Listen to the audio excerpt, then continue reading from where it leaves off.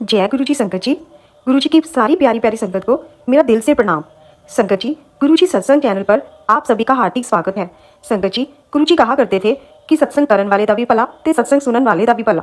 संगत जी, आप हर एक सत्संग को शुरू से लेकर अंत तक जरूर सुने, क्योंकि हर सत्संग में आपके सभी सवालों के जवाब होते हैं।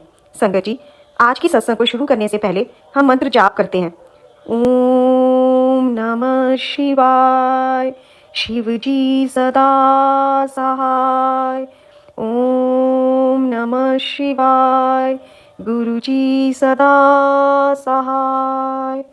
जय गुरु जी संगत जी, आइए हम सत्संग को शुरू करते हैं। गुरुर् ब्रह्मा गुरुर्विष्णु गुरुर्देवो महेश्वरा, गुरुर् साक्षात पारब्रह्म तस्मै श्री गुरुवे नमः। जय गुरु जी संगत जी, लख लख शुक्राना मेरे मालिक का, मेरे महाराज का। संगत जी, आज हम गुरु जी की डिवाइन बुक दिव्य आभा के 50वें अध्याय का श्रवण करेंगे। संगत जी, हमारे गुरु जी महाराज हर मुश्किल चीज़ को आसान कर देते हैं। उन्होंने हमें हर नेगेटिविटी से बाहर निकाला, वहमों भरमों से बाहर निकाला। संगत जी, हमारे गुरु जी महाराज ने जिंदगियां बख्शी। गुरु जी तो साक्षात रब हैं। संगत जी, गुरु जी महाराज हमारी हर समस्या को, चाहे वो हमारे घर परिवार को लेकर हो, चाहे वो हमारे बच्चों के भविष्य को लेकर हो, सबको स्वयं देखते हैं और हमारा मार्गदर्शन करते हैं। संगत जी, हमारे गुरु जी तो प्रैक्टिकल गुरु हैं, जो कहते नहीं प्रैक्टिकल करके दिखाते हैं, पग पग पर रक्षा करते हैं हमारे जीवन की समस्याओं को, जिनका हमें पता भी नहीं होता कि कितनी समस्याओं को तो वे हम तक आने भी नहीं देते। संगत जी, आज का सत्संग भी इसी तथ्य से जुड़ा हुआ है। आज का सत्संग श्रीमती नीरू भारद्वाज जी का है। तो आइए संगत जी, हम उनका ये दिव्य सत्संग सुन अपने जीवन को धन्य बनाएं। सदा दानी पिता परमेश्वर, गुरुर् ब्रह्मा गुरुर्विष्णु गुरुर्देवो महेश्वर, गुरुर् साक्षात पारब्रह्म तस्मै श्री गुरुवे नमः। हम उस अदृष्ट और अज्ञात शक्ति में विश्वास रखते आए हैं, जो हमारी आस्था और विचारों से अपनी उपस्थिति का ज्ञान देती रही है। विभिन्न युगों में वह अवतरित होती रही है और इस युग में वह गुरु जी के रूप में हमारे बीच आई है। इस पृथ्वी के सभी वासी भले ही उनसे अपरिचित हों, उनके उदात्त कल्याण की भावना से लाभान्वित हुए हैं। ऐसे अनेक अवसर आए हैं जब हमें हर क्षण निरंतर उनके आशीर्वाद प्राप्त हुए हैं। इतने छोटे से प्रसंग में उनके बारे में सब कुछ कहना और लिख पाना असंभव है, फिर भी मैं अपने कुछ संस्मरण आपके साथ बांटना चाहूँगी। प्रारंभ में हमें उनके मंदिर में आने में संशय था, क्योंकि हमें सदा से संतों सन्यासियों में विश्वास नहीं रहा है। यह भी सत्य है कि उनकी दिव्य कृपा तभी प्राप्त होती है जब वह चाहे। इस प्रकार गुरुजी ने हमें नवंबर 1995 में जालंधर में अपने पास बुलाया। मेरे पति एक गंभीर त्वचा रोग की समस्या से पीड़ित थे, जिसे सोराइसिस के नाम से भी जाना जाता है। पिछले 8 वर्षों में हर प्रकार के उपचार करवा लिए थे, किंतु लाभ नहीं हुआ था। सिर से पांव तक उनके शरीर में लाल चकत्ते हो रहे थे, जिन पर श्वेत पपड़ी जमी हुई थी और सदा खुजली होती रहती थी।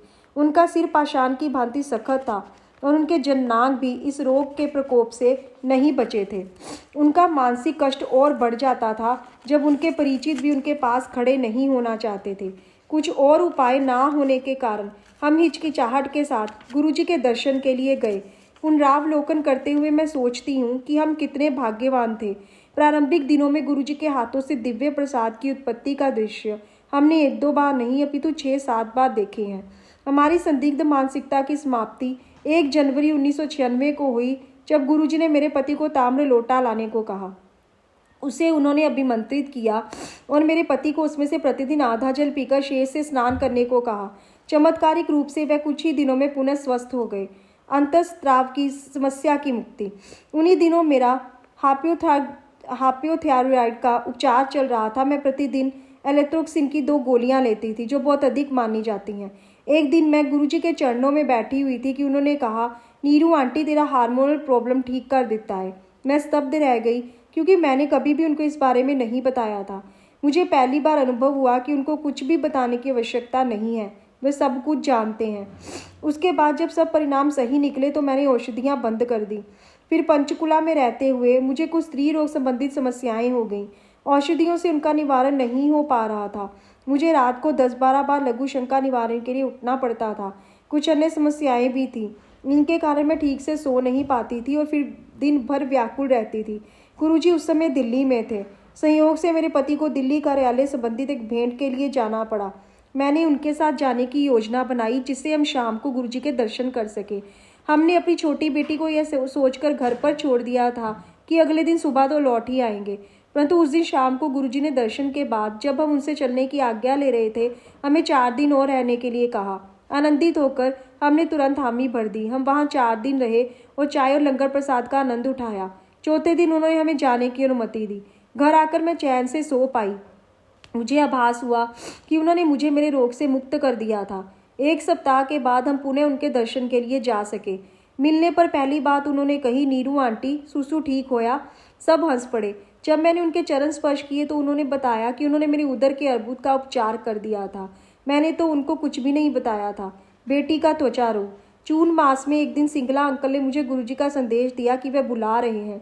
मैंने सोचा कि संभवतः वह सत्संग के लिए बुला रहे हैं, किंतु गुरुजी ने अपने लिए मुझे एक आयुर्वेदिक औषधि की दुकान से एक विशेष दवाई लाने को कहा जो केवल निर्यात करी जाती थी।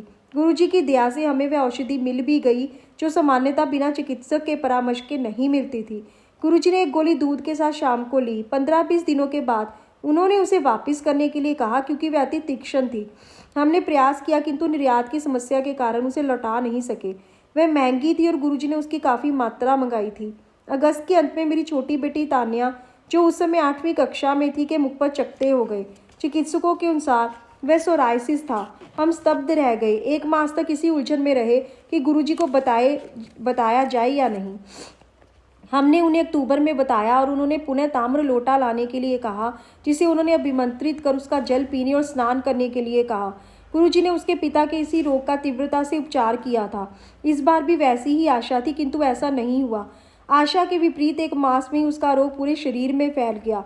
शारीरिक रूप से रोगग्रस्त होते हुए मानसिक रूप से सशक्त थी। उनकी ऐसी दया से वह सदा उत्साहित और आशावादी रही। इस अवधि में गुरुजी कहीं चले गए थे और उनसे संपर्क करना संभव नहीं था। पड़ोसियों से लेकर तान्या की मुख्याध्यापिका तक सबने उसकी भलाई के लिए शीघ्र कुछ करने के लिए कहा, परंतु हमारे कुछ कहने से पूर्व ही वह कहती थी कि उसके गुरुजी उचित समय आने पर उसका उपचार कर देंगे। इस अवधि में उस बच्ची ने इतने सहा कि हमसे उसकी वेदना देखी नहीं जाती थी। उसके सिर पर भी कड़े चकत्ते हो गए थे और वह अपने बाल तक नहीं कर पाती थी। ऐसी विपदा के समय उनकी दया का प्रभाव अधिक देख सकते हैं। उन्होंने एक छोटे से बच्चे को भी इतना साहस और सामर्थ्य प्रदान किया था। गुरुजी जनवरी में लौट आए और सबसे पहले उन्होंने उसे वह आयुर्वेदिक औषधि देने को कहा। तब वह आभास हुआ कि वह औषधि उसके लिए मंगाई गई थी। औषधि 40 दिन तक देना अनिवार्य था। तान्या के दवाई लेने का 40वां दिन शिवरात्रि था और उस दिन उन्होंने औषधि बंद करने को कहा। दिव्य गणना। अगले दिन से उसके स्वास्थ्य में परिवर्तन होना शुरू हो गया और ग्रीष्मावकाश में जब वह अपने ननिहाल गई तो पूरी तरह से रोग मुक्त हो चुकी थी। अब कभी कभी उसके मुंह पर एक आध निशान आ जाते हैं। मुझे विश्वास है कि गुरुजी उसके पिछले जन्मों के कर्म को नष्ट कर रहे हैं। उन्होंने मुझे बताया था कि उनके हस्तक्षेप के बिना वह जीवन पर्यंत ऐसे ही रहती। एक जीवन रक्षा के लिए 90 की जीवन रक्षा। अगस्त 2002 में एक शनिवार को मेरे पति ने फ़ोन पर बताया कि वह घर आ रहे हैं। उन दिनों वे बेलगांव में कार्यरत थे। वह शनिवार को गोवा एक्सप्रेस में चढ़े और सोमवार को प्रातः घर पहुंचने वाले थे। उसी दिन मैं और मेरी बेटी गुरुजी के दर्शन के लिए गए। वह दिन अति आनंददायक था क्योंकि गुरुजी ने मुझे अपने पास बिठाया और मेरे से लंबा सत्संग कराया। मैंने लंगर भी अधिक किया क्योंकि किसी कारणवश मेरी थाली में दाल या सब्जी वाले स्थान पर लाल मिर्च की चटनी परोस दी गई थी। यह कैसा संयोग था। चटनी समाप्त करने के लिए मुझे अधिक चपातियाँ और दाल खानी पड़ी। गुरुजी से आज्ञा लेते समय वह बोले, आंटी या तेरा कल्याण कर दिता। मैं आनंदित थी। प्रातःकाल मेरे पति के फ़ोन से मेरी नींद टूटी। वह बोले कि सब कुछ ठीक है और चिंता की कोई बात नहीं है। फिर उन्होंने बताया कि उनकी रेलगाड़ी के कुछ पहिए पटरी से उतर गए थे। इतना कहकर उन्होंने फ़ोन बंद कर दिया। तब मैंने पिछले दिन गुरुजी के यहाँ की घटनाओं से संबंध स्थापित किया और मैं भावुक हो गई। टीवी लगाने पर मैंने समाचारों में सुना कि उस गाड़ी के 7 पहिए पटरी से उतरे थे किंतु कोई घायल नहीं हुआ था। मैं अत्यंत बेचैन थी और तुरंत बड़े मंदिर गई। वहाँ पर सबसे पहले मुझे श्री सिंगला की बेटी आरती मिली। मेरी मनस्थिति से अपरिचित उसने पिछली रात को इतनी चटनी खाने के लिए मेरा परिहास किया। जब मैंने उसे रेल दुर्घटना की बात बताई तो वह स्तब्ध रह गई। उसने तुरंत अपनी माँ को बुलाया और उन दोनों ने मुझे गले से लगा लिया। हमारी आंखों से अश्रुधारा प्रवाहित हो रही थी। हमने वह दिन आपस में सत्संग करते हुए व्यतीत किया। उस दिन संध्या को जब मैं गुरुजी के पास गई तो उन्होंने पूछा कि क्या मैं उनको रेल दुर्घटना के बारे में बताने आई हूँ। मैं केवल अपना सिर हिला सकती थी। उन्होंने कहा कि एक भक्त को बचाने के लिए उन्होंने 90 अन्य यात्रियों की जीवन रक्षा की थी। इस तथ्य की पुष्टि श्रीमती सब्बरवाल ने भी करी। क्या इसकी आवश्यकता है? उन्होंने कहा कि उस रात को 1:30 अचानक गुरुजी ने कहा कि उन्होंने 90 लोगों को जीवन दान दिया था। वही रेल दुर्घटना का समय था। दिल्ली में बैठे हुए उन्होंने पुणे के पास ये चमत्कार किया था। क्या परमेश्वर के अतिरिक्त कोई ऐसा कर सकता था? प्रार्थना का बल। गुरुजी को कुछ भी बताने की आवश्यकता नहीं है। हृदय से कही हुई प्रार्थना उनके पास पहुंच जाती है। एक दिन प्रातःकाल में शिव पुराण पढ़ रही थी। उसमें एक संदर्भ आता है कि ईश्वर भौतिक रूप में किसी को स्पर्श नहीं करते, किंतु यदि वह ऐसा करे तो कुल की आने वाली पीढ़ियों को उनका आशीर्वाद प्राप्त हो जाता है। मैंने सोचा कि गुरुजी कैसे दूर से ही आशीष दे देते हैं। शाम को हम गुरुजी के यहाँ पहुंचे तो वे अपने कक्ष में थे और हमें बुला रहे थे। हम उनके सामने भूमि पर ही बैठ गए और वे हमसे बात करने लगे। अचानक उन्होंने अपनी बाह मेरी ओर की और मुझे अपना कंधा दबाने को कहा। फिर उन्होंने मेरा हाथ अपने हाथ में लेकर शुद्ध हिंदी में जो मैंने पढ़ा था वह बोल दिया। एक अन्य अवसर पर हमें अंबाला से हरिद्वार जाना था। एक द्रुत गति वाली ट्रेन अंबाला से 10:30 बजे चलकर 2-3 घंटों में वहां पहुंचा देती थी। जब हम स्टेशन पहुंचे तो 10:35 हो गए थे। मेरे पति बस से जाने को तत्पर थे। मैं नहीं मानी और उनको कहा कि उत्तर प्रदेश की सड़कों की दुर्दशा देखते हुए 5-6 घंटे लग जाएंगे। हमने एक कुली से पूछा तो उसने कहा कि वह कभी भी देरी से नहीं चलती, परंतु आज वह 10 मिनट देरी से चल रही है। उसने यह भी बताया कि उसके जाने का सिग्नल हो चुका है और वह जाने वाली है। अनजाने में मैंने गुरुजी से विनती की कि हम ट्रेन पकड़ पाएं। मेरे पति ने मुझे शीघ्रता से पुल के ऊपर से जाकर ट्रेन में बैठने को कहा। वह प्लेटफॉर्म टिकट लेने वाले थे क्योंकि दूसरी पंक्ति बहुत लंबी थी। इसी बीच में मैं भागकर सीढ़ियों से उस स्थान पर उतरी जहां इंजन था और उसी समय ट्रेन चलने लगी। मूर्खों की भांति मैंने अपना हाथ इंजन चालक की ओर करके हिलाना शुरू कर दिया, जैसे बस को रोकने का संकेत देते हैं। अगले 8-10 मिनट तक, जब तक मेरे पति नहीं आए और हम ट्रेन में नहीं चढ़े, वह रुकी रही। घर पर बिना मूल्य के पिज़्ज़ा। 14 अगस्त को स्वाधीनता दिवस के अवसर पर डोमिनो कंपनी ने एक पिज़्ज़ा के साथ एक पिज़्ज़ा मुफ्त देने की घोषणा की थी। यह योजना सुनकर मेरी छोटी बेटी पिज़्ज़ा खाने को अति उत्सुक थी, किंतु मैंने उसे बताया कि इस महीने वे पहले ही अधिक हो गए हैं और कोई पिज़्ज़ा नहीं मिलेगा। उपहास करते हुए उसने कहा, गुरुजी यह अच्छा नहीं है, आपको पता है कि मुझे पिज़्ज़ा पसंद है। शाम को संगत के कुछ मित्र घर पर रात्रि भोज के लिए आ रहे थे। मैंने भोजन बना लिया था, किंतु जब वे आए तो उन्होंने कहा कि बच्चों को पिज़्ज़ा पसंद है, इसलिए उन्होंने पहले ही 2 बड़े पिज़्ज़ा यहाँ पर आने का प्रबंध कर दिया है। उनको मुफ्त पिज़्ज़ा वाली योजना का पता नहीं था। जब पिज़्ज़ा आए तो मुफ्त पिज़्ज़ा नहीं आए थे। पिज़्ज़ा लाने वाला वह पिज़्ज़ा छोड़कर शेष 2 पिज़्ज़ा लाने के लिए गया। इस अवधि में जब हमने पिज़्ज़ा खोले तो उनमें से एक मांसाहारी था। आदेश में शाकाहारी पिज़्ज़ा भेजने के लिए कहा गया था। हमने डोमिनो में फ़ोन किया तो उन्होंने क्षमा याचना की और कहा कि वे गलती सुधार देंगे। इसी बीच में पिज़्ज़ा पहुंचाने वाला घर आ गया। उनमें भी एक ही शाकाहारी था। अब तक हमारे यहाँ आए हुए मित्र को क्रोध आ गया और उन्होंने सीधे प्रबंधक से फ़ोन पर बात की। कुछ देर वह प्रबंधक हमारे घर अपने सहकर्मियों के साथ आए और बहुत लज्जित हुए। उन्होंने कहा कि हम जब चाहें 4 पिज़्ज़ा मुफ्त में ले सकते हैं, क्योंकि बड़े पिज़्ज़ा एक साथ खाना कठिन है। हमने प्रातः नाश्ते में भी पिज़्ज़ा खाए। अगले कुछ माह तक हम मुफ्त पिज़्ज़ा खाते रहे। मेरे पति को स्थिर नौकरी। मेरे पति औषधि उद्योग में मार्केटिंग में थे। उनके पास सदा से घूमने का काम रहा है, जिसमें ना कोई कार्यालय है ना कोई समय सीमा। 3 वर्ष पूर्व जब वे कर्नाटक में थे तो हमें उनकी कमी का आभास सदा रहता था।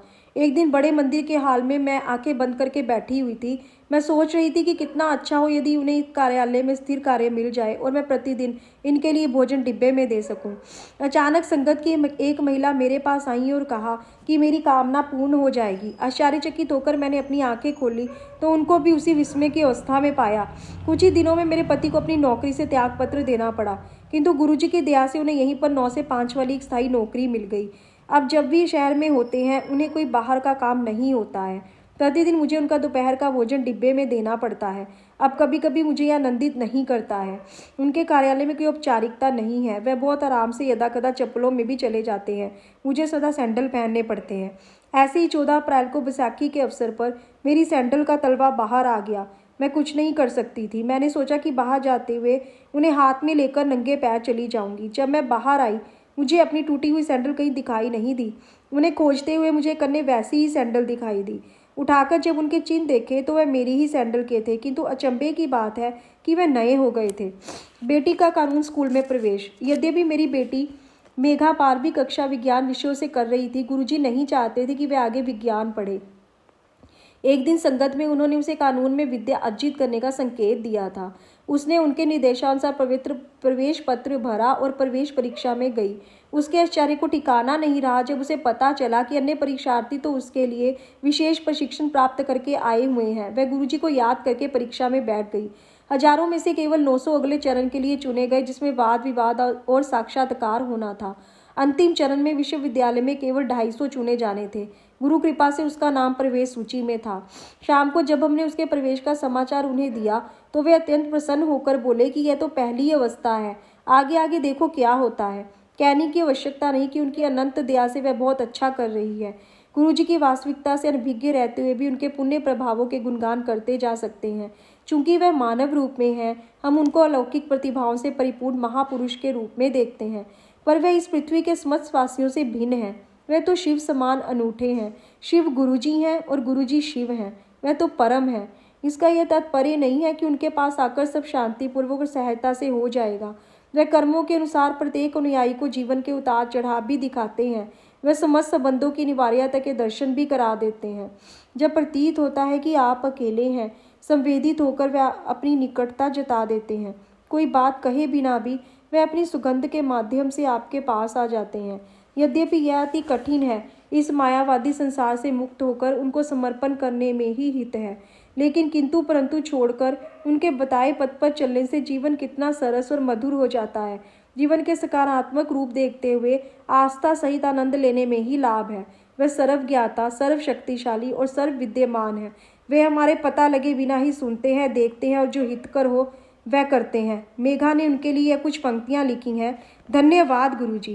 गिरकर उठते हैं हम क्यों, हंसकर सहते हैं दर्द हम क्यों, मुस्कुराते हैं वर्षा में हम क्यों, कारण है आपकी अमूल्य दया जो हमें मिली है। जीवन में है आपका प्रेम जो सदा हमारे साथ है। आप हमारे जीवन की परम शक्ति हैं। आप ही मानव रूप में सर्वोच्च शक्ति हैं।